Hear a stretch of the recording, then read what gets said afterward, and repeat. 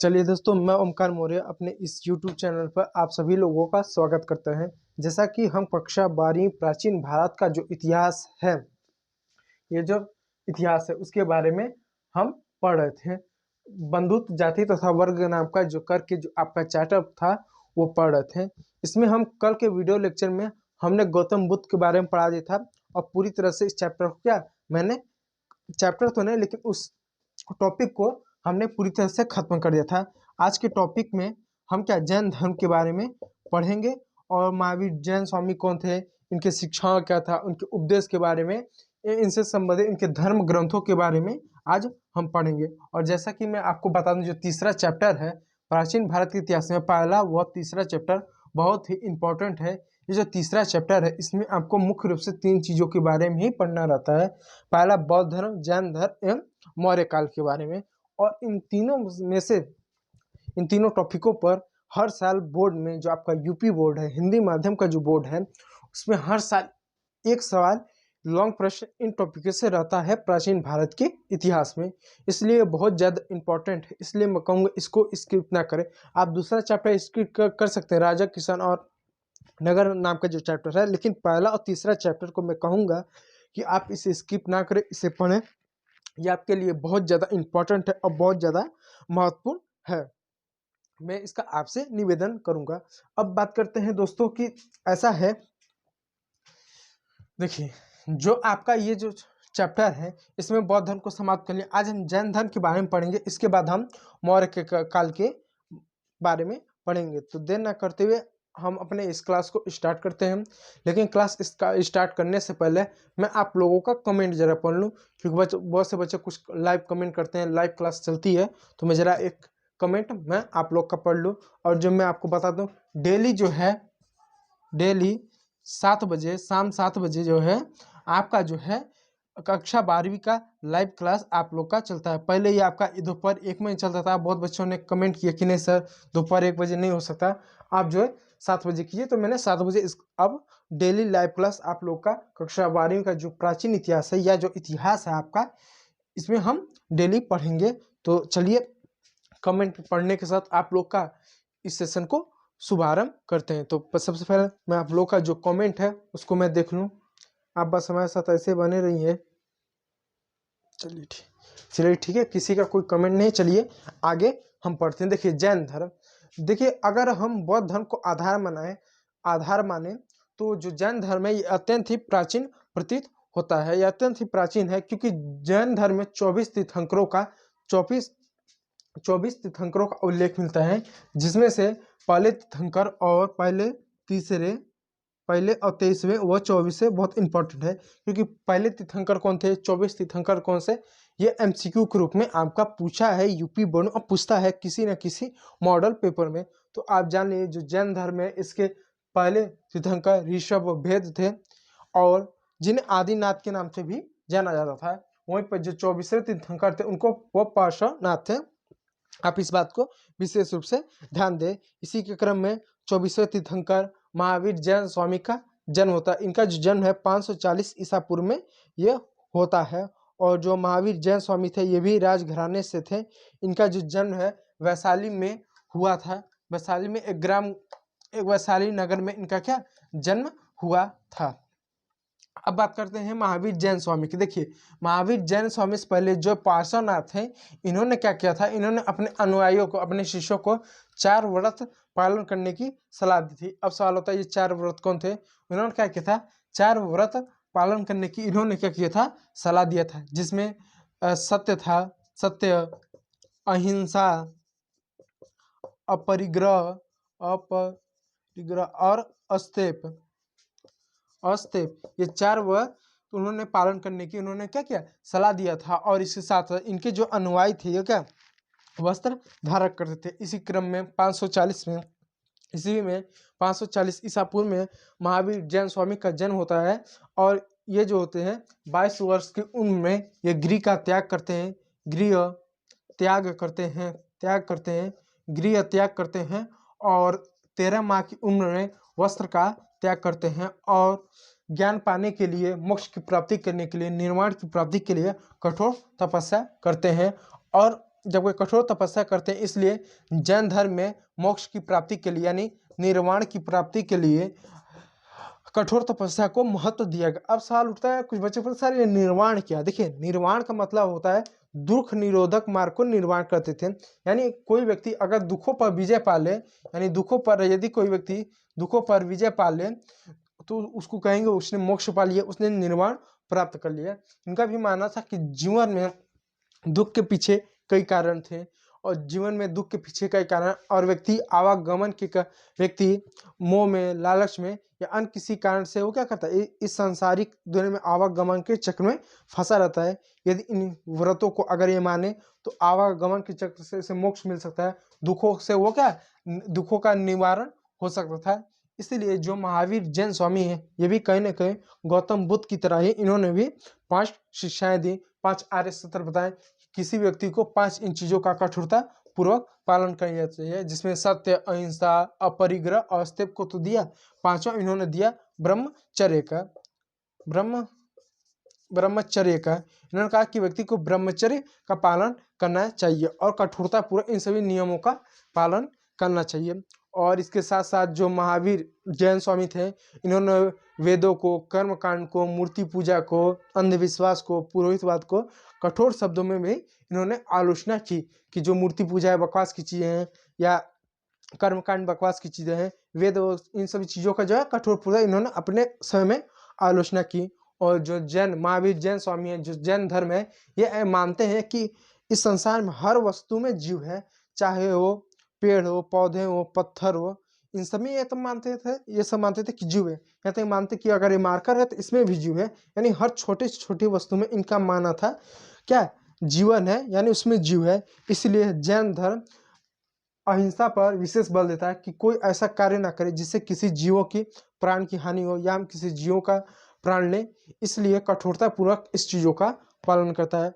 अगर वर्तमान में भी अगर हम देखें, जो जैन धर्म के जो अनुयायी है वो क्या करते हैं, रेशम से बने जो वस्त्र होते हैं, क्योंकि एक रेशम नाम का एक कीड़ा होता है जिसके क्या वस्त्र बनते हैं। तो कुछ ऐसे जैन धर्म के बहुत से ऐसे आप अनुयायी मिल जाएंगे, जैन धर्म को मानने वाले मिल जाएंगे, जो रेशम के बने जो क्या वो कपड़े नहीं पहनते, उसका वो बहिष्कार करते हैं, उसका क्या पहनते उपयोग ही नहीं करते, क्योंकि उनका मानना है कि ये जो कपड़ा है ये बना है, ये बहुत सारे रेशम के कीड़ों का हत्या करके बना है, इसलिए उनको पहने वो पाप लगेगा या अन्य चीज लगेगा, इसलिए जैन धर्म के लोग उसको नहीं पहनते हैं। यहाँ तक कि जो जैन धर्म के बहुत ऐसे लोग हैं जो क्या करते हैं, रात को सोते समय मॉर्टिन हो गया या ऑल आउट हो गया, ऐसे इन सभी चीज़ों का क्या करते हैं, प्रयोग ही नहीं करते, क्योंकि मानते हैं कि हम अगर इन सब का प्रयोग करेंगे तो जो मच्छर है उनका क्या मृत्यु हो जाएगा, उनका देहांत हो जाएगा, उनको हम ऑल आउट और मोर्टिन की वजह से उनको हम मारते हैं।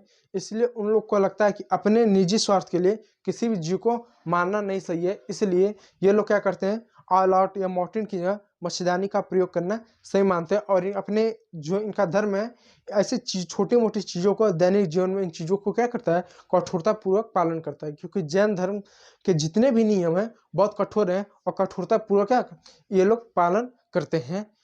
तो जैन धर्म के जो महावीर स्वामी थे ये भी इन चीज़ों का कठोरता पूर्वक पालन करते थे। और ये क्या करते हैं, जो जैन महावीर स्वामी थे, इन्होंने 13 महीने में इन्होंने क्या किया, जैसे 22 वर्ष की उम्र में तो इन्होंने गृह त्याग किया, फिर जब गृह त्याग किया, जब विज्ञान की प्राप्ति के लिए संघर्ष किए, जब कठोर तपस्या किए, तो 13 माह में इन्होंने क्या अपने वस्त्र का भी त्याग कर दिया और कठोर तपस्या की। जब इन्होंने वस्त्र का त्याग किया तो समाज ने इनकी आलोचना की, इनकी निंदा की, पागल कहा और कहीं ना कहीं पीड़ा दी, लेकिन फिर भी उन आलोचनाओं से, उन निंदा से होते हुए इन्होंने अपने क्या कठोर तपस्या को जारी रहा। और जब इन्हें ज्ञान प्राप्त हुआ तो इन्होंने भी जैन धर्म का प्रचार प्रसार किया। प्रचार प्रसार मतलब अपनी शिक्षाएं दी, अपने उपदेश हुआ, जिससे कहीं ना कहीं उस समय 540 ईसा पूर्व में मौर्य साम्राज्य के समय बड़े पैमाने पर जैन धर्म का भी भारत में प्रसार प्रसार हुआ। लोग इनके शिक्षाओं से सीखे, लोग जागरूक हुए और कहीं ना कहीं बहुत सारे ऐसे शासक हुए जिन्होंने इनकी शिक्षाओं का क्या हुआ, इन जैन धर्म की शिक्षाओं का क्या उनके ऊपर प्रभाव पड़ा, जैसे चंद्रगुप्त हो गए और बिंबिसार हो गए, अजातशत्रु हो गए। इन सबको क्या जैन धर्म के जो स्वामी है महावीर स्वामी, इनके शिक्षाओं का बड़े पैमाने पर क्या इनको अच्छा लगा और अनुभव हुआ। और इन्होंने क्या किया, जैन धर्म को संरक्षण दिया और आर्थिक रूप से सहायता दी, अन्य भी प्रयास किए। और एक बात और आप जान लें, जैसा कि मैंने अगर आपको बुद्ध काल जो महाजनपद काल, अगर मैंने उस अर्थव्यवस्था को मैंने बताया था, तो आपने देखा था कि जो अर्थव्यवस्था मैंने बताया था उसमें क्या बड़े पैमाने पर कई सारे लोग थे। तो जब ये महावीर जब जैन स्वामी जब आए तो इन्होंने भी क्या जियो और जीने का नारा दिया। साथ में इन्होंने क्या पशु हत्या पर, बलि पर और जियो को मारने पर कठोर रूप से इन्होंने क्या किया, आलोचना किया, जिससे उस शासन काल में उस समय में बड़े पैमाने पर जो व्यक्ति मांस का सेवन करते थे उन्होंने इस सेवन का करना कम किया और बड़े पैमाने पर अनाज का सेवन करना प्रारंभ किया, जिससे उस समय भी कृषि की मांग बढ़ी, किसी व्यापारियों की मांग बढ़ी। अब बड़े पैमाने पर भी उस समय के जो उद्योग, उस समय जो व्यापारी थे, जो शासक थे, जिससे इनका लाभ हुआ और इन्होंने क्या कि इस धर्म का संरक्षण दिया। क्योंकि जैसा कि मैंने आपको जो महाजनपद काल, अगर मैंने इसकी अर्थव्यवस्था जो मैंने पढ़ाया था और मैंने बताया था कि अर्थव्यवस्था में क्या उस समय जो भी हिंदू धर्म की जो उस समय जो विचारधारा था, जैसे बलि प्रथा, कर्मकांड, पुरोहितवाद और इस चढ़ावे, इससे कहीं ना कहीं उभरते हुए साम्राज्य को कहीं ना कहीं नुकसान था। जैसे बलि प्रथा होता था, कुछ पशुओं को बलि देना, उससे कृषि में नुकसान होता था, या लोग मांस का जो बहुत बड़े पैमाने पर सेवन करते थे उससे कृषि व्यापारियों को या किसानों को कहीं ना कहीं उतना लाभ नहीं होता था। लेकिन जब इन लोगों ने क्या किया, बलि प्रथा की आलोचना की और बलि प्रथा की आलोचना इन्होंने किया, इसके साथ साथ अन्य चीज़ों की भी आलोचना की और शुद्ध शाकाहारी जीवन व्यतीत करने पर बल दिया।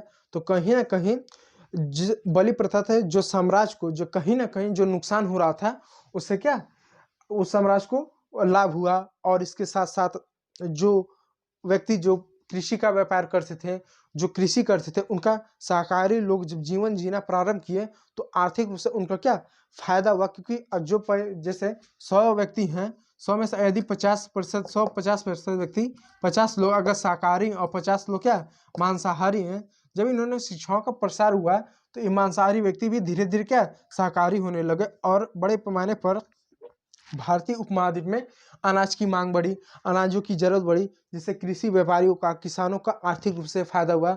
बलि प्रथा पर इन्होंने रोक लगाया अपने शिक्षाओं के माध्यम से, अपने उपदेशों के माध्यम से, जिससे उभरते हुए राज्य को जो नुकसान हो रहा था आर्थिक रूप से, वो क्या हुआ, वो नुकसान होना बंद हो गया। इसके साथ साथ क्या था कि जो जैन धर्म था, इन्होंने भी क्या किया, वर्ण व्यवस्था का कठोर शब्दों में आलोचना की है। जैसे ब्राह्मण, क्षत्रिय, वैश्य, शूद्र, कि ब्राह्मण का काम केवल पूजा पाठ, पुरोहितवाद या अन्य चीजें का इसका कठोर शब्दों में, यानी सभी वर्ण की इन्होंने आलोचना की। इन्होंने क्या किया, वर्ण व्यवस्था की पूरी तरह से आलोचना की। इन्होंने क्या किया, कर्म को महत्व दिया कि यदि किसी व्यक्ति के पास योग्यता है किसी विशेष कार्य को करने के लिए तो उसको वे कार्य करना चाहिए, ना कि किसी व्यक्ति को वर्ण के आधार पर किसी व्यक्ति का जन्म इस जाति इस संप्रदाय में हुआ तो वही एक विशेष काम या वही काम कर सकता है, उसके सिवा वो कोई दूसरा काम नहीं कर सकता। इस तरह से कहने का इसकी इन्होंने आलोचना की। और जो ऐसे वर्ग थे जो कहीं ना कहीं अपने योग्यता के बल पे, अपने आर्थिक बल पे या प्रशासनिक बल पे जो दूसरे वर्णों से मजबूत थे और सम्मान में उनको कहीं ना कहीं एक अच्छा सम्मान नहीं मिलता था, एक अच्छा स्थान नहीं मिलता था, इस वर्ण व्यवस्था की जब इन्होंने आलोचना किया तो उनको कहीं ना कहीं सम्मान जैसा मिलना है। जैसे एग्जाम्पल तो समझिए, जैसे मान लीजिए 2 वर्ण है, एक है वैश्य, एक है क्षत्रिय। अब क्षत्रिय का क्या काम है, शासक करना। सामान्यतः जो क्षत्रिय होते थे ये शासक वर्ग होते थे, लेकिन कभी कल क्या होता था कि इन समय में कुछ ऐसे वैश्यक होते, कुछ ऐसे व्यापारी वर्ग होते थे जिनके पास राजाओं महाराजाओं से भी ज्यादा क्या होता था, संपत्ति हो गया, भूमि हो गया, ये ताकत आ जाती थी। लेकिन फिर भी वर्ण व्यवस्था के माध्यम से भी क्या, वर्ण व्यवस्था की वजह से उनको क्या समाज में तीसरे स्थान पर ही रखा जाता। जैसे ये मान लीजिए ये क्या है, वैश्य है और ये क्या क्षत्रिय है। अब जाति कौन जाइए, अब क्षत्रिय है। मान लीजिए कोई वैश्य, इसके पास जो है 500 बीघे जमीन हो गए, इसके पास अच्छा खासा मकान हो गया, जमीन हो गया, सब कुछ हो गया। वहीं पर जो क्षत्रिय है इसके पास मात्र 200 बीघे जमीन है, फिर भी इन क्षत्रियों को वर्ण व्यवस्था में दूसरे स्थान पर था, जबकि जो वैश्य थे इनको क्या तीसरे स्थान पे थे। इन्हें क्या लगता था कि हम तो राजा से 1000 गुना बेहतर हैं, योग्य हैं, संपत्ति है, पशुपालन है, सब कुछ है, फिर भी हम जाति व्यवस्था में नीचे क्यों हमको रख दिया गया? हमारे पास तो सब कुछ है। ये ऊपर इनसे उठना चाहते थे, लेकिन वर्ण व्यवस्था ऐसा था जो कि कितने भी इनके पास संपत्ति आया, 500 बीघे से अगर 1000 बीघे भी अगर इनके पास जमीन आ जाता, फिर भी क्या ये जो वैश्य के लोग होते थे, जो व्यापारी वर्ग होते थे, ये क्षत्रिय और ब्राह्मण से क्या होते थे, ब्राह्मणों से क्या नीचे ही रहते थे। इनको लगता था कोई ब्राह्मण उसके पास 100 बीघा है, मेरे पास तो 1000 बीघा है, फिर भी मैं ब्राह्मणों से तीसरे स्थान पे हूँ, मैं क्यों नहीं उनसे ऊपर हूँ। इस तरह कहीं ना कहीं हर वर्ग के अंदर कहीं ना कहीं एक असंतोष था। जबकि वहीं पर जब जैन धर्म आया तो वर्ण व्यवस्था का क्या इन्होंने कठोर शब्दों में आलोचना की और कर्म को महत्व दिया कि कर्म ही सब कुछ है, वर्ण व्यवस्था कुछ नहीं है। इन्होंने वेदों की कठोर शब्दों में आलोचना की, वर्ण व्यवस्था को आलोचना की, कर्मकांड की आलोचना की, इन सभी चीजों की आलोचना की और मात्र 4 चीज पर ही बल दिया: सत्य, अहिंसा, अस्तेय और अपरिग्रह और ब्रह्मचर्य। इन चीजों का ही ज्ञान दिया। इसके साथ साथ कुछ अन्य शिक्षाएं दी हैं, जैसे नशा ना करना, झूठ ना बोलना, ठीक है, दान, दक्षिणा, करुणा, इस सभी चीजों का इन्होंने व्यापक तौर पे क्या इन्होंने बल दिया। और उन्होंने मोक्ष प्राप्ति यानी उन्होंने ये भी बताया कि इस संसार में दुख का सबसे बड़ा कारण है वो है खुद इच्छा। यानी इन्होंने संसार में दुख का सबसे बड़ा कारण इच्छा को बताया। जो इंसान है वो क्या करता है, वो इच्छा की चाह रखता है, किसी चीज की चाह रखता है, जिसके वजह से क्या जो इंसान है हमेशा दुखी रहता है। और ये चीजें मैंने क्या बौद्ध धर्म को पढ़ाते हुए मैंने बताया था। फिर मैं इसी चीज को आपको फिर पुनः मैं समझा देता हूँ, आप समझने का प्रयास कीजिए। जो बौद्ध धर्म था, जैन धर्म था, लगभग एक जैसे ही थे। मैं आपको समझाने का मैं प्रयास करता हूँ। देखिए जो जो जैन धर्म था इनका भी मानना था, जैन धर्म था इनका क्या मानना था कि यदि किसी व्यक्ति की इच्छा है कि उसके पास धन हो तो धन हो, वो उसकी इच्छा है तो ऐसे उसको तो धन तो मिल नहीं जाएगा। इसके लिए अगर वो धन पाना चाहता है तो उसके लिए क्या परिश्रम करना चाहता है। जैसे कोई व्यक्ति यदि वो महीने का 5 लाख कमाना चाहता है तो पहले तो 5 लाख कमाने के लिए उसके पास वहां तक पहुंचना पड़ेगा, संघर्ष करना पड़ेगा। उसने कोई काम किया, काम सीखा, उसने कोई काम सीखा जिससे वो महीने का क्या 5 लाख कमा सकते हैं। तो 5 लाख कमा सकता महीने, इसलिए उसने काम सीखा। तो काम सीखने में उसने क्या किया, परिश्रम किया, परिश्रम किया। अब वो हर महीने वो 5 लाख कमाता रहे, इसके लिए भी क्या उसे करना पड़ेगा, उसके लिए भी फिर उसे परिश्रम करना पड़ेगा। और ये 5 लाख उसको तब तक मिलता रहेगा जब तक वो परिश्रम करता रहेगा। जहाँ पर उसने परिश्रम करना बंद कर दिया, धीरे धीरे वो क्या धन जो है वो आना बंद हो जाएगा। एक समय बाद जो भी धन था वो सभी धन की समाप्ति हो जाएगी, वो बंद हो जाएगी। क्यों? क्योंकि इंसान की इच्छा है कि उसके पास धन हो। जैसे किसी व्यक्ति को अगर हम 1000 करोड़ भी दे दें, अगर उसकी इच्छा सीमित नहीं रही तो वो क्या इच्छा रखेगा कि उसके पास 2000 करोड़ हो, या वो 2000 करोड़ के घर में रहे, तो तुरंत वो क्या करेगा, 1000 करोड़ को तुरंत खर्चा कर देगा। तुरंत क्या करेगा, वो खर्चा कर देगा उस चीज को, वो क्या तुरंत ही खर्चा कर गया। तो आदमी को कोई चीज, कोई भी संसाधन कितना भी दे दिया है, आदमी की इच्छा असीमित है, वो कभी भी अपनी इच्छाओं को क्या वो खत्म नहीं करता है, वो अपनी इच्छाओं को बढ़ाता रहता है अपने समय के अनुसार। जैसे किसी व्यक्ति के पास अगर वो उसके पास साइकिल है, वो इच्छा करे मुझे साइकिल मिल जाए, यदि साइकिल मिल जाए तो वो बाइक की इच्छा करेगा, बाइक मिल जाए तो कार की इच्छा करेगा। अगर 10 लाख की कार मान लो मिला तो सोचे 1 करोड़ का मिल जाए, 1 करोड़ का मिल जाए तो सोचे 1 हेलीकॉप्टर हो जाए। यानी आदमी की इच्छा कभी समाप्ति नहीं होती।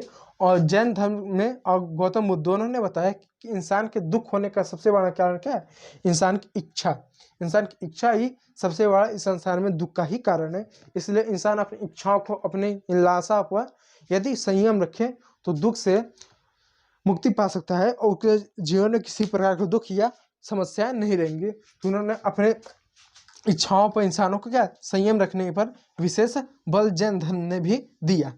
तो जैन धर्म के इन सभी चीजों को इन्होंने भी क्या कठोर शब्दों में आलोचना बौद्ध धर्म की तरह इन्होंने भी किया। अब आगे देखिए क्या होता है। जब गौतम बुद्ध की तरह जब इनका भी देहांत होता है महावीर जैन स्वामी का, तो धीरे धीरे बात क्या होने लगा, धीरे धीरे बात जैन धर्म में भी उन सभी बुराइयों का प्रवेश होने लगा जिसके विरुद्ध क्या महावीर जैन स्वामी ने आवाज उठाई थी। जैसे महावीर जैन स्वामी ने मूर्ति पूजा का कठोर शब्दों में आलोचना किया था, कर्मकांड की आलोचना किया था, वर्ण व्यवस्था की आलोचना किया था, इन सभी का कठोर शब्दों में आलोचना किया था। लेकिन इनके देहांत के बाद क्या हुआ, जैन धर्म में यही सारी बुराइयां आ गई। जैसे उन्होंने कहा था कि कभी भी मूर्ति की पूजा नहीं करना है, लेकिन जब जैन महावीर जैन स्वामी का जब ध्यान होता है तो लोग क्या करते हैं, इन्हीं की मूर्ति बनाकर इन्हीं के लोग पूजा करने चालू कर देते हैं। तो मना किया था कि मूर्ति पूजा नहीं करना है, लेकिन इनके मृत्यु के बाद लोग इन्हीं को क्या पूजा चालू कर देते हैं, इन्हीं को पूजने लगते हैं। इन्होंने मना किया था कभी भी तीर्थ यात्रा नहीं करना है, जैसे हिंदू धर्म तीर्थ यात्रा होता है ना, इन्होंने मना किया कभी तीर्थ यात्रा नहीं करने का। इनके मृत्यु के बाद जहाँ जहाँ महावीर जैन स्वामी गए थे वहाँ वहाँ जाकर लोग क्या करें, उसकी तीर्थ यात्रा करने लगे, लोग पूजा करने लगे, कुछ दान देने लगे, कुछ चढ़ावा देने लगे, या और इनके आधार पर ही कुछ कर्मकांड को कुछ बना लिए कि इनकी मूर्ति पूजा करेंगे तो कुछ देंगे, ये करेंगे वो करेंगे। जबकि इन सभी चीज़ों का इन्होंने क्या किया, विरोध किया था। और इनके मृत्यु के पश्चात इन्हीं को लोगों ने क्या किया, आधार मानकर क्या किया, सब कुछ करना प्रारंभ कर दिया। तो बाद में जैन धर्म का भी वही हुआ जो बौद्ध धर्म का हुआ, क्योंकि बौद्ध धर्म में भी गौतम बुद्ध ने भी उनका क्या किया था, विरोध किया था। बाद में उनके मरने के पश्चात भी गौतम बुद्ध की मूर्ति की पूजा करना, चढ़ावा देना, तीर्थ यात्रा करना, बाद में भी इनका भी वही हुआ, कुछ विशेष रूप से अलग नहीं हुआ। तो कहीं ना कहीं बाद में उन सभी बुराइयों का समावेश हो गया जिसके प्रति महावीर जैन स्वामी ने आवाज उठाई थी। और आगे चल के धीरे धीरे क्या हुआ, जो जैन धर्म है ये भी कई सारे संप्रदायों में क्या विभाजित होने लगा, कई भागों में क्या बंटने लगा। अब जानते हैं कि जैन धर्म किन भागों में, किन संप्रदायों में क्या जैन धर्म बंटने लगा। अब इसके बारे में क्या करते हैं, हम जान लेते हैं। देखिए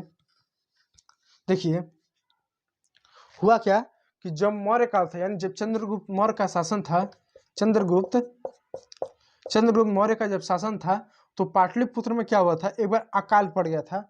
और जब अकाल पड़ गया था तो उस समय जैन धर्म में दो व्यक्ति थे। एक था भद्रबाहु, एक था स्थलबाहु। मैं नाम देख लो, स्थलबाहु था कि चंद्रबाहु, जरा मैं एक सेकंड मुझे समझ दीजिए।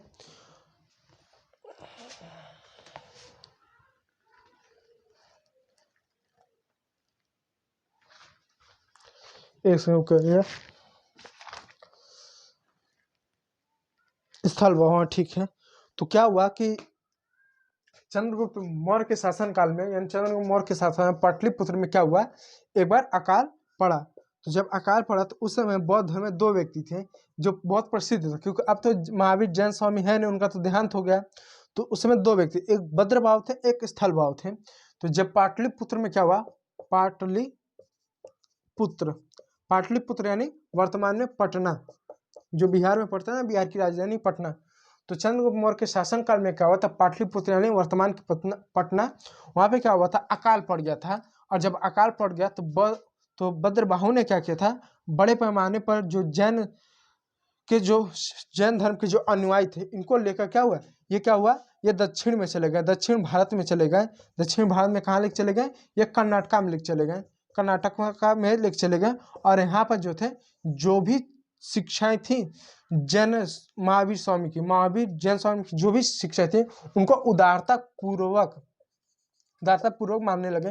क्योंकि महावीर जैन स्वामी का मानना था कि निर्वाण की प्राप्ति के लिए, मोक्ष की प्राप्ति के लिए कठोर तपस्या करना पड़ेगा। जब तक कोई व्यक्ति कोई कठोर तपस्या नहीं करेगा तब तो उसे निर्वाण की प्राप्ति या मोक्ष की प्राप्ति नहीं होगी। जबकि इन्होंने कुछ समय क्या उदारता पूर्वक, यानी बहुत कठोर तपस्या नहीं करना चालू किया, कम तपस्या करते थे। क्योंकि इनका मानना था कि महावीर जैन स्वामी ईश्वरी हैं, ये हैं, वो कर सकते हैं या अन्य लोग नहीं कर सकते हैं। या इनकी ये विचारधारा रही होगी कि जैन धर्म की जो शिक्षाएं बड़े पैमाने पर प्रसार हो, लोगों से जुड़े, और जो लोग जुड़ रहे हैं वो महावीर जैन स्वामी की तरह क्या कठोर तपस्या नहीं कर रहे थे, कठोर तपस्या नहीं कर पाएंगे। इसलिए उन्होंने सोचा कुछ नियमों में, कुछ शिक्षाओं में क्या कुछ उदारता बरती जाए, जिससे बाकी लोग भी क्या करें, उन चीज़ों का अनुसरण कर सके, उनकी शिक्षाओं का अनुसरण कर सके, अन्य चीज़ें कर सकें। ये इनका मानना था। जबकि जो स्थलबाहु के नेतृत्व में जितने भी भिक्षु थे, क्योंकि अभी क्या भीख मांग कर ही समाज में जो समाज ने खाने के लिए दे दिया, पीने के लिए दे दिया, वो लेते थे। और एक सीमा में लेते, यानी जो जितना मिला लेते गए खाते गए, ऐसे नहीं, एक सीमा में लेते थे। उसके भी नियम होता है, कोई व्यक्ति इससे ज़्यादा कुछ खाएगा नहीं, भले समाज कितना भी दे, इससे ज़्यादा पियोगे नहीं, भले समाज को पीने के लिए कोई भी शरबत जैसा कोई भी पदार्थ दे, ऐसा तो बिल्कुल नहीं करने का। तो कुछ ऐसे कठोर नियम थे। तो स्थलबाहु क्या थे, वो पाटलिपुत्र में ही रहे, और पाटलिपुत्र में ही रहे। उस समय अकाल पड़ गया था। अब ये क्यों दक्षिण भारत में कर्नाटका गए थे, क्योंकि इनको मालूम था कि जो पाटलिपुत्र में यानी पटना में तो अब अकाल पड़ गया। अब अकाल पड़ गया तो कोई इनको खाने पीने कुछ देगा नहीं। जब अकाल पड़ गया तो कौन दान करेगा? वो तो खुद, जो उनके पास जो भी कुछ रहेगा तो खुद खाएंगे। किसी क्षेत्र में ये अनाज का अगर अकाल पड़ जाए तो कोई दान थोड़ा ना करेगा, वो तो खुद खाएगा।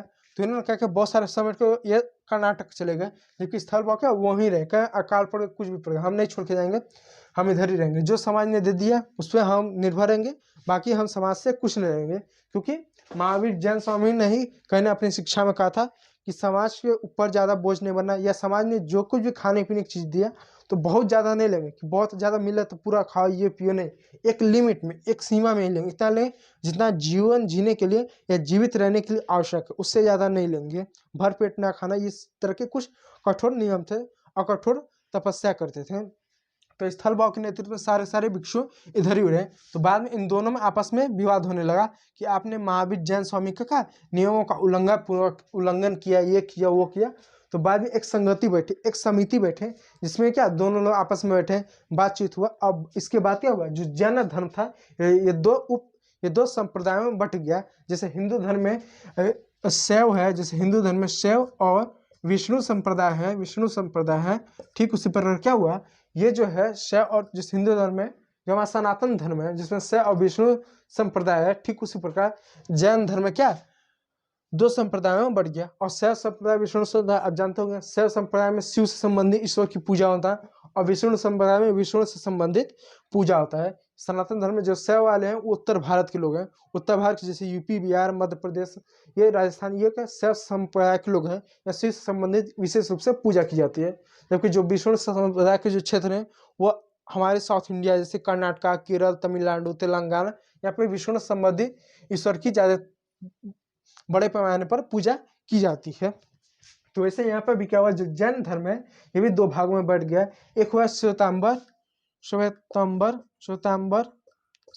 एक हुआ दिगंबर। श्वेतांबर और दिगंबर दो भागों में क्या इनका भी ये जो संप्रदाय था दो संप्रदायों में बढ़ गया। अभी दोनों संप्रदाय में बढ़ गए, दोनों की अपनी अपनी अलग अलग विचारधाराएं थी, अपनी अपनी वेशभूषा, अपनी मान्यता हो गई।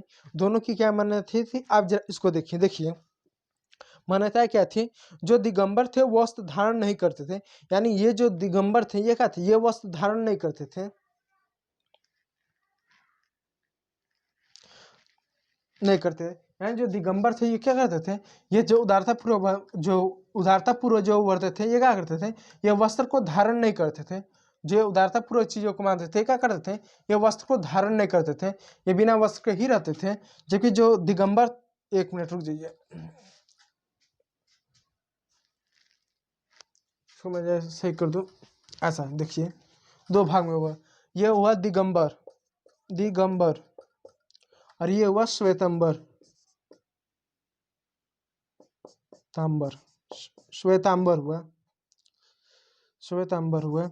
तो जो दिगंबर थे ये थे, जो दिगंबर थे ये क्या करते थे, ये वस्त्र क्या धारण नहीं करते थे, यानी जो दिगंबर थे वस्त्र धारण नहीं करते थे, ये वस्त्र धारण नहीं करते थे। जबकि जो श्वेतांबर थे ये लोग क्या करते थे, वस्त्र धारण करते यानी कपड़े पहनते थे। ये क्या करते थे, सफेद वस्त्र, सफेद यानी ये सफेद कपड़े यानी व्हाइट कपड़े पहनते थे। जबकि जो महावीर जैन स्वामी थे इन्होंने 13 माह के यानी 13 महीने बाद इन्होंने वस्त्र का त्याग ही पूर्ण कर थे, कुछ नहीं पहनते थे, वैसे ही रहते थे। जबकि ये जो दिगंबर थे ये वस्त्र नहीं पहनते थे और ये श्वेतांबर सफेद वस्त्र धारण करते थे। अब दोनों की अपनी अपनी अलग अलग विचारधारा हो गई। क्या विचारधारा हुई, श्वेतांबर का मत था कि महिलाएं भी मोक्ष प्राप्त कर सकती थी, यानी जो श्वेतांबर थे ये मानते थे कि महिलाएं भी मोक्ष प्राप्त कर सकती हैं। जबकि दिगंबर इसे नहीं मानते थे, कहते महिला नहीं पा सकती हैं, यह नहीं मानते। मोक्ष यानी दुखों से छुटकारा पाना, या जो भी महावीर जैन स्वामी की जो शिक्षाएं हैं उनको कठोरता पूर्वक पालन करना या मानना, ये इनकी विचारधारा थे। उसको इनकी विचारधारा क्या थी जैन धर्म की, कि जो जैन महावीर स्वामी ने जो भी शिक्षा दी, यदि कोई व्यक्ति उनको कठोरता पूर्वक पालन करे तो मोक्ष पा सकता है, मोक्ष यानी दुखों से मुक्ति पा सकता था। तो ये मानते थे कि ऐसा नहीं होता, महिलाएं क्या मोक्ष नहीं पा सकती हैं, जबकि मानते थे महिला भी मोक्ष पा सकती हैं, यानी महावीर जैन स्वामी जो भी शिक्षा है उस पर अनुसरण कर सकती है, कठोरता पूर्वक क्या भी क्या अनुसरण कर सकती थी, ये मानते थे। जबकि दोनों एक दूसरे को नहीं मानते थे, विचारधारा से एकदम विपरीत थे। अब आगे देखिए, वहीं पर दिगंबर इसे नहीं मानते थे। केवल प्राप्ति यानी पूर्ण ज्ञान के बाद ही तीर्थंकर भोजन ग्रहण कर सकते थे, ये श्वेतांबर का मत था। यानी जो श्वेतांबर था, ये जो श्वेतांबर थे, ये कहते थे जब तक किसी को पूर्ण ज्ञान प्राप्ति ना हो, जब तक किसी को पूर्ण ज्ञान ना मिले, तब तक कोई व्यक्ति क्या भोजन ग्रहण नहीं कर सकता, यानी खाना नहीं खा सकता था।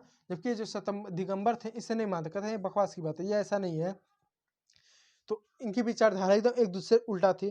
जबकि आगे चल के क्या हुआ, आगे चलकर विभिन्न उप संप्रदायों में इनका विभाजन हो गया। जो श्वेतांबर थे इनका मूर्ति पूजक रूप में अब दो भागों में बांटे, एक तो मूर्ति पूजक, दूसरा तेर कप्थी नामक दो उप संप्रदायों में इनका क्या विभाजन हो। वहीं पर दिगंबर का उप संप्रदाय हुआ विश्वपथी और तेरपथी नामक एवं शामपथी नामक उप संप्रदायों में क्या इनका जो है एक विभाजन हो गया, कई सारे टुकड़ों में भी क्या टूट गया। अब देखिए धीरे धीरे क्या होने लगा, 6ठी सदी में गुजरात में बल्लवी में देवानवी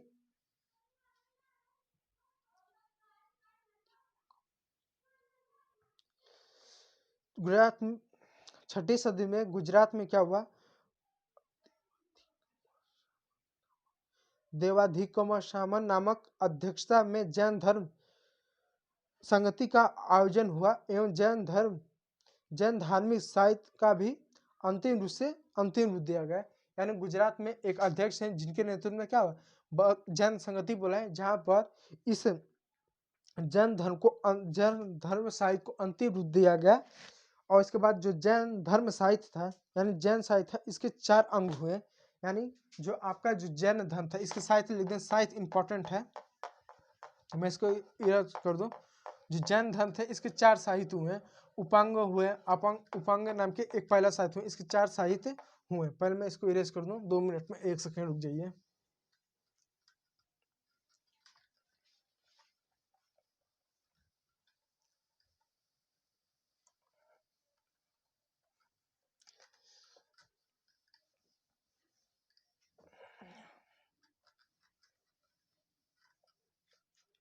ठीक है, तो जैन साहित्य के 4 अंग हुए, मैं इसको लिख दूं जैन साहित्य, जैन साहित्य, इसके क्या 4 साहित्य हुए, 4 हुए। एक हुए अंग, दूसरे हुए उपांग,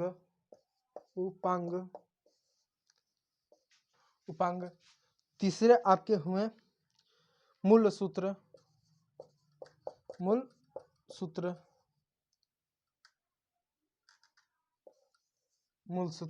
और चौथे आपके हो गए आपके छेद सूत्र, ये आपके हो गए। ये क्या होने लगे, ये जैन साहित्य 4 भागों में बढ़ गया, अंग, उपांग और मूल सूत्र और छेद सूत्र। अब इन सूत्रों के बारे में देखिए, जानिएगा। ठीक है, ये 4 भागों में बढ़ गए। जिस समय जैन साहित्य को 4 भागों में बांटा गया था, उस समय हिंदू धर्म में वेदांग आया था, जिसको ब्राह्मण साहित्य बोलते हैं, वेदांग आया था। जिस समय जैन साहित्य आया था उसी समय क्या एक आया था वेदांग, इसको ब्राह्मण साहित्य बोलते हैं, इसको ब्राह्मण साहित्य इसको कहते हैं, ब्राह्मण साहित्य इसको बोलते हैं। अब ब्राह्मण साहित्य क्या था, देखिए इसको जान लीजिए। ये भी आपको 3 धर्म इसमें आपको पढ़ने को मिलेगा, एक बौद्ध धर्म, जैन धर्म। अब इसके बाद क्या है, आपको सनातन धर्म को पढ़ना पड़ेगा, जिसमें आपको शैव और वैष्णु के बारे में पढ़ना, यानी शिव और विष्णु के बारे में पढ़ना पड़ेगा।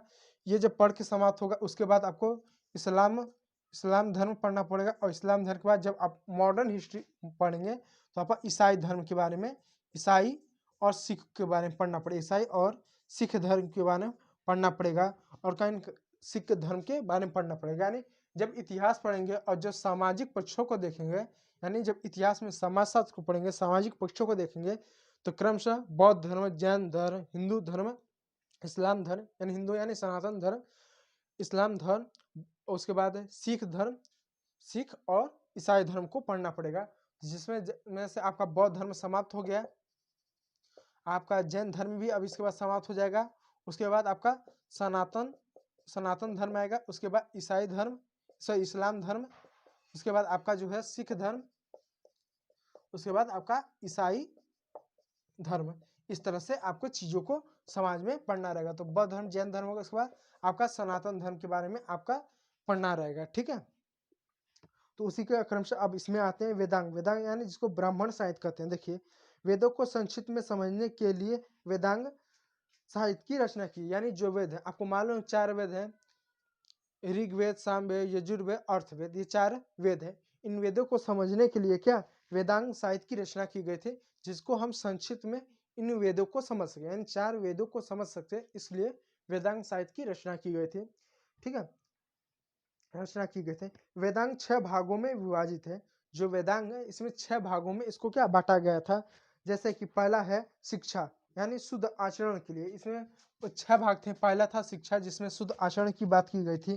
दूसरा था व्याकरण, भाषा की शुद्धि के लिए था, भाषा संबंधी नियम के लिए थे, एवं संस्कृति व्याकरण पर पाणिनि की पकड़ थी, उस पर लेखन काली थी। यानी दूसरा जो था व्याकरण, भाषा संबंधी नियम के लिए, और संस्कृत व्याकरण में एक पाणिनि की अष्टयामी जो 600 ईसा पूर्व में इनकी आपको रचना मिले। पाणिनि एक लेखक थे जो संस्कृत में उन्होंने अपनी महाकाव्य को लिखा। इनका जिक्र 600 ईसा पूर्व के समय मिलता है। अब इसके बाद आगे आप देखिए, फिर तीसरा था विरुकत, शब्दों की उत्पत्ति के लिए इस पर प्रचलित किताब। फिर यशवृत निरुकत थे। फिर चौथा था छंद, ये गायन के लिए था। फिर पांचवा था ज्योतिष, शुभ था, मुहूर्त के लिए था। छठवां था कल्प। ये क्या थे, वेदांत को 6 भागों में बांटा गया था। मैं फिर से बोलूं, शिक्षा, व्याकरण, विरुकत, ज्योतिष, शुभ, छंद और कल्प, ये 6 भागों में क्या इसको बांटा गया था। जबकि जो कल्प थे इसको कई भागों में बांटा गया था, जैसे गृह सूत्र, सौथ सूत्र, धर्म सूत्र, शुल्क सूत्र और गृह सूत्र, इन सभी भागों में इसको बांटा गया था। अब जानते हैं सौत्र सूत्र, जो कि इंपॉर्टेंट है। सौत्र सूत्र में यज्ञ इत्यादि से संबंधित नियम थे। धर्म सूत्र में सामाजिक धार्मिक नियम थे। शुल्क सूत्र में यज्ञ विधि से निर्वाह संबंधित नियम थे।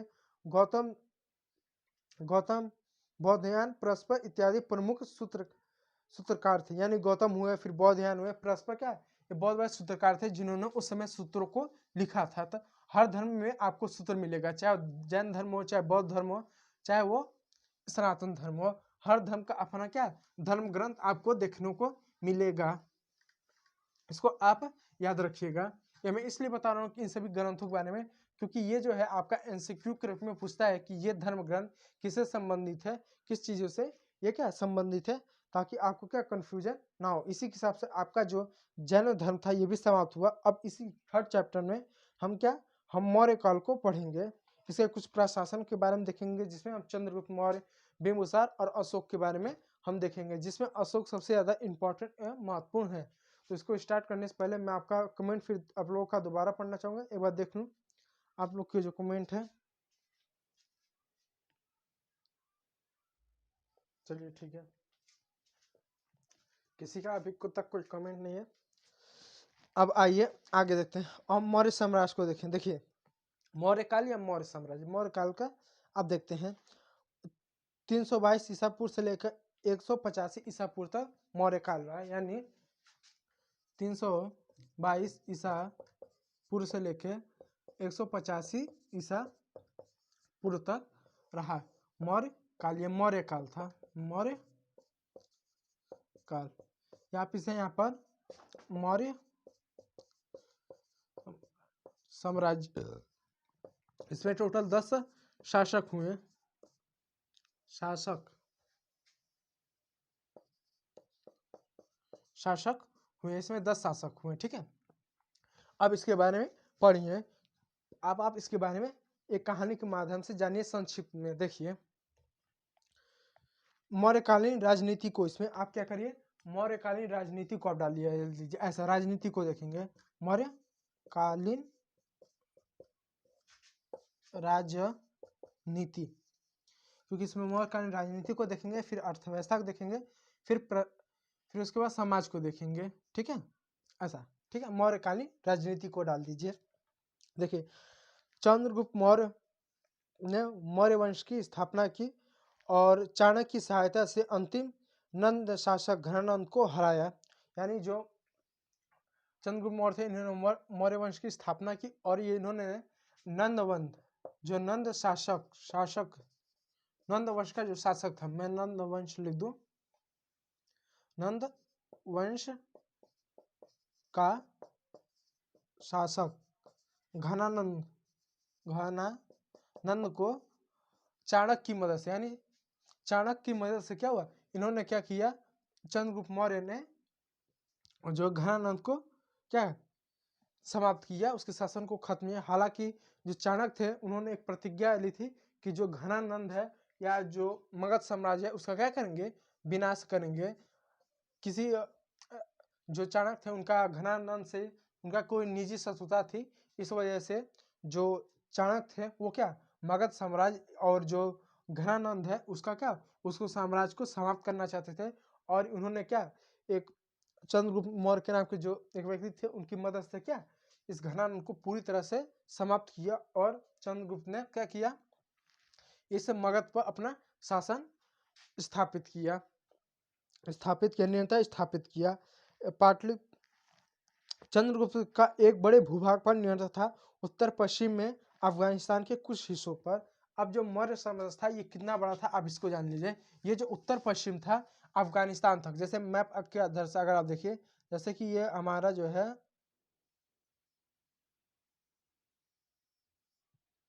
ये आप जो देख लीजिए,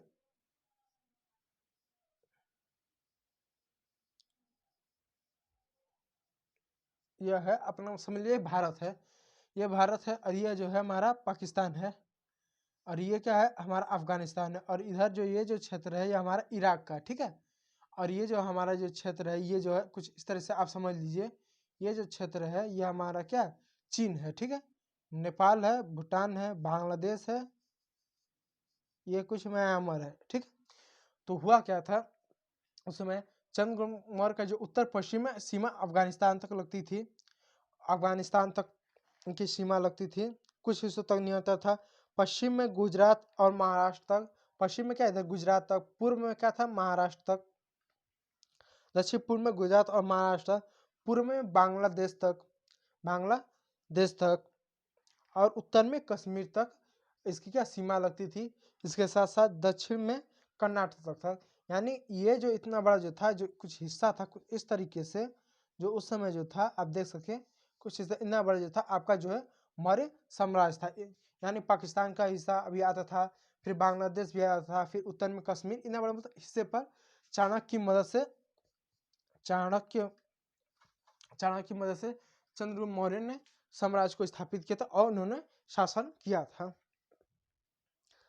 किया था, ठीक है। 350 ईसा पूर्व में बैक्ट्रियस शासक शैलको, यानी 350 ईसा पूर्व में इन्होंने क्या किया था, 350 ईसा पूर्व में बैक्ट्रिया का एक शासन था जिसका नाम था सैलुलोस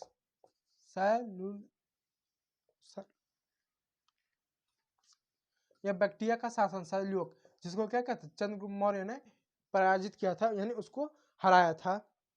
और इसके साथ साथ आप देख सकते हैं कि जो यूनानी स्रोत से चंद्रगुप्त मौर्य को सेडोकोस कहा गया है और एडस कोटस विलियम जेम्स ने सर्वप्रथम इसकी पहचान चंद्रगुप्त मौर्य की थी।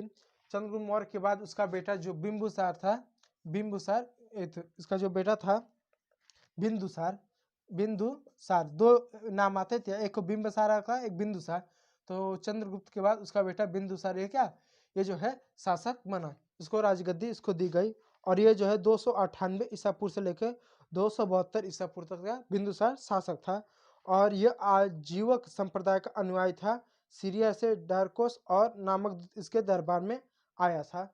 इसके बारे में भी कुछ खास नहीं है, बस अपना याद रखिएगा। और यह मछली गोसाल आजीवन संप्रदाय का संस्थापक था। महावीर के समकालीन कुछ वर्ष तक महावीर का शिष्य रहा। और जो जैन महावीर जो स्वामी थे इनका क्या उनके समकालीन था, तो ये क्या था, ये जो था शिष्य था उनका भी। बिंदुसार किसका, महावीर जैन स्वामी के क्या ये शिष्य रहा, ये स्टूडेंट रहा कुछ समय तक।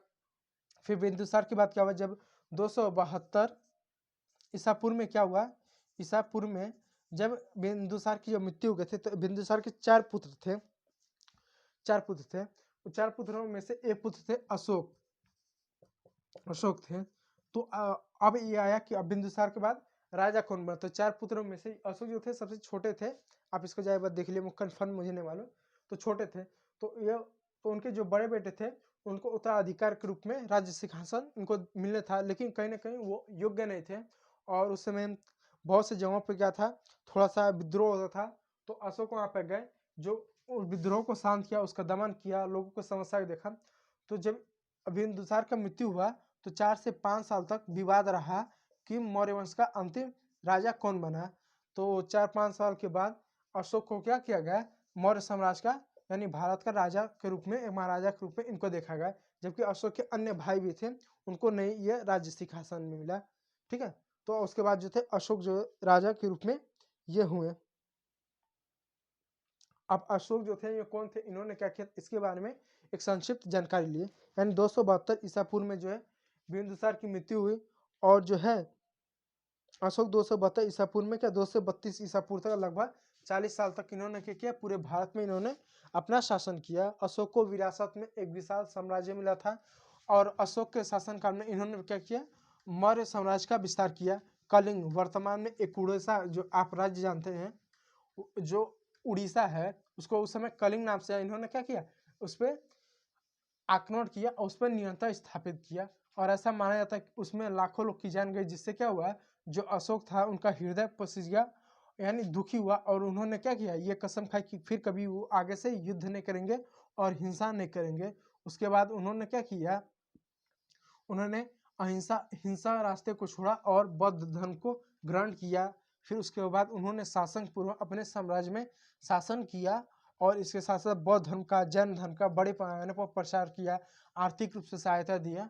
और इनके जो है कई सारे अभिलोकों की जानकारी अब उन्होंने अपने शासनकाल में क्या किया था, इसकी जानकारी हमें जैन धर्म, बौद्ध धर्म और जो समकालीन जो यात्री थे उनके वृत्तांत से क्या हमें मैगनित थे, बहुत सारे जो यात्री हुए हैं उनके यात्रा विवरण से हमें पता चलता है कि अशोक की शासन की जानकारी हमें मिलती है। तो अशोक जो था उसका 272 ईसा पूर्व से लेके 232 ईसा पूर्व तक इसका जो है शासन रहा है।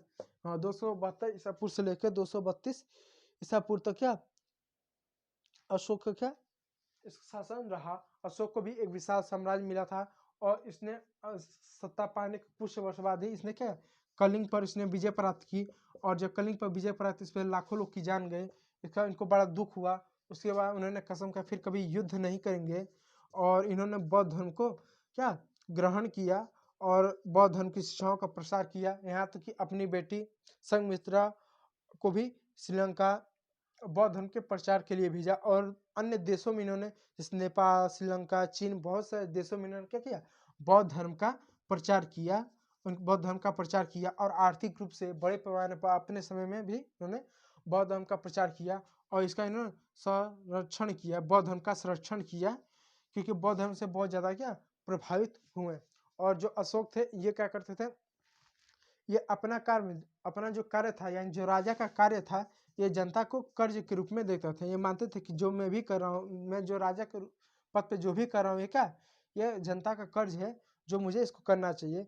इसलिए ये अपनी जनता के लिए बहुत सारे काम करते थे, जैसे कि जो सड़कों पर किनारे किनारे वृक्ष लगाना, कुएं खुदवाना, पशु चिकित्सा, मानव चिकित्सा यानी अस्पताल बनाना, कुएं खुदवाना, कृषि के लिए सिंचाई की व्यवस्था करना। फिर उसके बाद इन्होंने सैनिकों को आदेश दे रखा था कि किसी भी जनता को अकारण सताए न, परेशान न करे। और इसके साथ साथ वो अपने आप को क्या जनता के कर्ज के रूप में देखते थे। इसलिए उन्होंने अपने सैनिकों को आदेश दे रखा था कि अगर कोई भी जनता उनसे मिलना चाहे या कभी भी कष्ट हो, तो किसी समय कुछ भी कर रहे हैं तो उनको इसकी क्या सूचना दी जाए।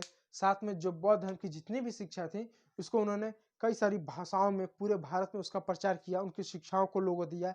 इसके साथ साथ जो व्यक्ति पढ़े लिख रहे थे या जो पढ़ नहीं सकते थे, उनको क्या लोगों के माध्यम से पढ़ा के बौद्ध धर्म की शिक्षाओं का प्रसार किया, बौद्ध धर्म की जो शिक्षा थी उसको दिया। इसके साथ साथ उन्होंने एक अधिकारी को धम्मा मात्र नामक अधिकारी को नियुक्त किया था, जिसका काम था सभी धर्मों का प्रचार प्रसार करना। ये बौद्ध धर्म को तो मानते थे, लेकिन बौद्ध धर्म के साथ साथ अन्य धर्मों का ये प्रचार करते थे, जैसे जैन धर्म हुआ। मुख्य रूप से बौद्ध धर्म का बड़े पैमाने पर भारत ही नहीं बल्कि अन्य देशों में जैसे श्रीलंका, नेपाल, ताइवान, चीन, बहुत से देशों में इन्होंने इसका प्रचार किया। और इनके शासनकाल में जो बौद्ध धर्म था, भारत से नेपाल, नेपाल से चीन, चीन से इंडोनेशिया, ताइवान, फिर कोरिया और जापान तक फैला। और आज भी कहीं ना कहीं ऐसा माना जाता है कि इनके शासनकाल में बड़े पैमाने पर बौद्ध धर्म का प्रचार हुआ। इन्होंने अपने समय पर बड़े पैमाने पर बौद्ध धर्म का प्रचार किया और इसका संरक्षण भी इन्होंने दिया। अन्य चीज़ों भी इन्होंने बौद्ध धर्म के अनुयायी होने के बावजूद भी इन्होंने सभी धर्मों के प्रति सम्मान भावना का समानता का भाव रखा और धर्म के आधार पर किसी भी प्रकार का भेदभाव न करते। अच्छे आचरण वाले कैदियों के सजा माफ किए जाते थे। और उनके शासन काल में क्या था, जितने भी कैदी थे जिसमें छोटे मोटे कोई घटना हो गई या कुछ अपराध हो गया, अनजाने अपराध हो गया, तो उनके सजा भी क्या कर देते थे या माफ कर देते थे। इसके साथ अन्य कुछ का अपने उत्तराधिकारियों युद्ध के द्वारा विजय नीति की सलाह अपने उत्तराधिकारियों को युद्ध के द्वारा विजय नीति की सलाह पड़ोसी देशों, मित्र व संबंधों स्थापना पर बल दिया। पड़ोसी में चिकित्सा की व्यवस्था, समाज में सहिष्णुता एवं प्रेम का वाक्य में धम्मा नामक आचरण संहिता को लागू किया। यानी अशोक ने इन सभी चीज़ों का बड़े पैमाने पर प्रसार किया। तो ये जो चैप्टर, इस चैप्टर में आपको चंद्रगुप्त मौर्य के बारे में उतना इंपॉर्टेंट नहीं है, उतना प्रश्न नहीं पूछता है, ना तो बिंदुसार के बारे में पूछता है। आपको इसमें क्या अशोक के बारे में ज़्यादा इंपॉर्टेंट है। इंपॉर्टेंट ये भी दो है जिसमें अशोक आपका मौर्य साम्राज्य में ज़्यादा इंपॉर्टेंट है। क्यों इंपॉर्टेंट है? क्योंकि इनके कुछ ऐसे चीज़ों में, जैसे कि आप वर्तमान में भारत का जो चक्र देख लो, भारत के राष्ट्रध्वज में जो अशोक चक्र है, कहीं ना कहीं इन्हीं का जो है देन है। फिर भारत के जो संसद भवन पे जो आप 4 शेरों का जो चिन्ह आपको देखने को मिलता है, वो कहीं ना कहीं इन्हीं के साम्राज्य का वो लिया हुआ है। तो उनके साम्राज्य का बहुत सी चीज़ें क्या आज भी आपको चिन्ह के रूप में, शासन के रूप में उसका प्रयोग किया जाता है। इसके साथ साथ अगर आप देखें तो उस समय जो बौद्ध धर्म की जो शिक्षाएं थी, हम आज भी बौद्ध धर्म की जो भी शिक्षाएं हैं वो अपने पंचशील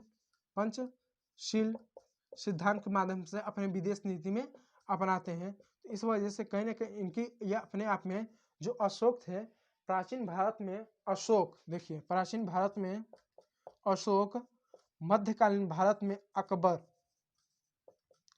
प्राचीन भारत में अशोक और मध्यकालीन भारत में अकबर, ये दो ऐसे व्यक्ति हैं जो राजाओं के रूप में बहुत महान और या बहुत ज़्यादा महत्वपूर्ण रखे जाते हैं।